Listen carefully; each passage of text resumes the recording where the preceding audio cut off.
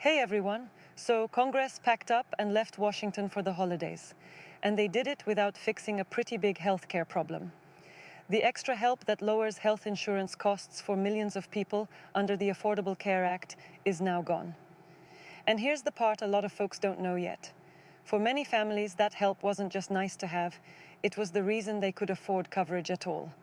So, yeah, this matters, and it might matter to you or someone close to you more than you think. And what happens next could affect premiums, doctor visits, and some really tough choices people are already facing. So, let me explain what actually happened, because the headlines don't always make it clear. For the last few years, a lot of people buying their own health insurance, not through a job, not through Medicare or Medicaid, were getting bigger tax credits to help pay their monthly premiums. These are called enhanced ACA tax credits, and they quietly do a lot of good. Monthly costs went down, enrollment went way up, and the number of uninsured Americans dropped to some of the lowest levels we've seen in years. And for many people, especially older adults not yet on Medicare, self-employed workers, gig workers, early retirees, this was the difference between having insurance and going without. And then Congress didn't renew them. So, as of January 1st, those extra credits expire. No extension, no temporary bridge. Just gone. I want to be really clear here. This wasn't a surprise deadline. Everyone in Washington knew this was coming. They just didn't agree on what to do about it. And eventually, they left town anyway. Now, a lot of people ask me, okay, so what does that actually mean for regular people, like in real dollars? And this is where it gets uncomfortable.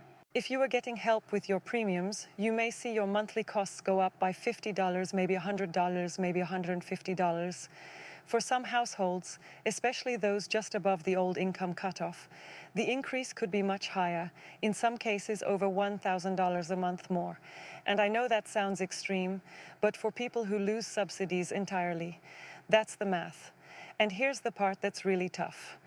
When premiums jump like that, people don't just say, okay, I'll cut back somewhere else. They drop coverage. Analysts estimate that 2 to 5 million people could lose health insurance because of this. Not because they don't want coverage, but because they simply can't afford it anymore. You know, I was reading about a couple in Tennessee. They're starting a small nonprofit doing something genuinely good. And under the expanded credits, one of them paid $0 a month for insurance. Zero. Now, even the cheapest plan would cost them money they don't have. So they're planning to go uninsured. And their backup plan is basically hoping they don't get sick, paying cash when they can, and using the emergency room if things go really wrong. That's not some fringe situation. That's about to become normal for a lot of people. And I've seen comments like this on this channel before. People saying, I did everything right. I worked, I saved, I followed the rules, and I still can't afford health care. And yeah, I hear you. This situation really highlights how fragile coverage can be when it depends on policy deadlines. So, how do we get here? Well, this part is political, but I'll try to keep it grounded. Democrats pushed hard to extend the credits, especially during the long government shutdown earlier this year. Republicans, who currently control Congress, did not agree to extend them as is. Some Republicans argue that these subsidies are too expensive and that they prop up a system they see as flawed from the start. They prefer things like health savings accounts and high-deductible plans where people have more direct control over spending. Now, even within the Republican Party, there wasn't total agreement. Some lawmakers from competitive districts openly warned that letting the credits expire would hurt their constituents. A few even broke with party leadership and tried to force a vote. That's rare, and it tells you how real the concern is. But leadership didn't move, and eventually Congress reopened the government without addressing this issue, then left town. President Trump signed a major tax and spending package earlier this year, the One Big Beautiful Bill Act. That law extended tax cuts and made changes to programs like Medicaid and SNAP, but it did not extend the ACA tax credits. The administration has largely stayed quiet on this specific issue, emphasizing market-based healthcare ideas instead. Some advisors reportedly worry about political fallout. Others believe staying firm aligns with long-held conservative goals. For now, the White House seems content to let Congress handle it. And while Washington debates philosophy, real people are doing math at their kitchen tables. Another thing to consider is what this does to hospitals and clinics. When people lose insurance, they don't stop getting sick. They delay care, skip medications, and show up later with more serious problems. Community health centers are expecting more patients. Charities that provide free or discounted medications are already bracing for higher demand. Rural hospitals, many of which are already struggling, could see more unpaid bills.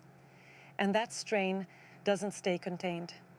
It affects wait times, staffing, and costs for everyone. This also hits harder in certain states. There are still states that never expanded Medicaid.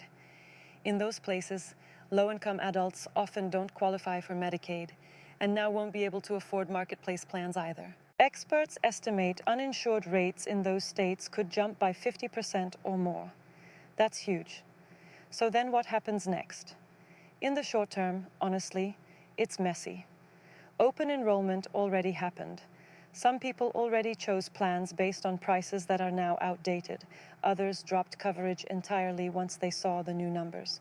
Now, there may be votes when Congress returns, possibly even an attempt to retroactively restore subsidies, but that's uncertain. And even if something passes later, the gap in coverage and stress in the meantime is very real. Longer term, this whole situation brings us back to a bigger question that never really goes away. How do we make healthcare affordable in this country sustainably without people falling through the cracks every time a temporary policy expires? Republicans argue the system costs too much and needs more consumer responsibility. Democrats argue that access itself should be protected and that subsidies work. And meanwhile, healthcare spending overall keeps rising regardless of which program you look at. You see, what people often think is that this is just about Obamacare, but it's not. Employer plans are expensive. Medicare faces long-term funding issues. Medicaid budgets are under pressure. This is a system-wide problem. The ACA credits just happen to be one of the few tools that directly lowered monthly costs for people buying insurance on their own. And guess what? Polls show most Americans actually support extending these credits. Healthcare consistently ranks as one of the top concerns for voters. So politically, this issue isn't going away. It may show up again in campaign ads, town halls, and debates over the next year. Now, if you're watching this and thinking, okay, what can I actually do right now? First, if you have marketplace insurance, double-check your premium and your options. Sometimes plan changes or income updates can help a bit, even without the enhanced credits. Second, if you're considering dropping coverage, look into community health centers in your area. They often offer care on a sliding scale.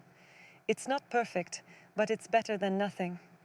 And third, stay informed.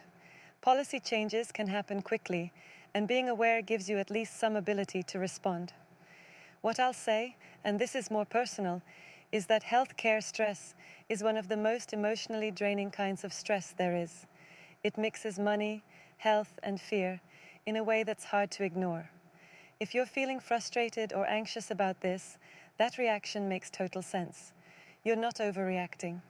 If this topic matters to you, or if you know someone it affects, leave a comment and share your thoughts.